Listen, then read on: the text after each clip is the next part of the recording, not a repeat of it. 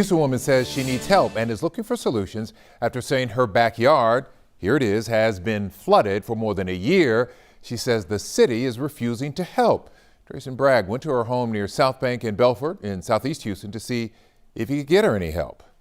This isn't a planned decorative water feature upgrade to a backyard. Ooh, a lot of mosquitoes be back here. Merlis Wright says the water flowing into her yard is a hazard and a big-time inconvenience that started over a year ago. I noticed, like I said, a leakage back here. I said, well, I'm going to call the city to see where they come out and see what they can do. Ms. Wright says she's contacted the city several times, and crews have showed up and determined the leak is originating off her property. But the question remains, where? They say they don't know their own self there. They say so many of them back there, so, you know. Yeah, they didn't know their own self. Only telling her it's not originating from a city-owned pipe, leaving her to deal with the issue herself. Keep giving me the run around. It's not fair to me. That kind of bothers me.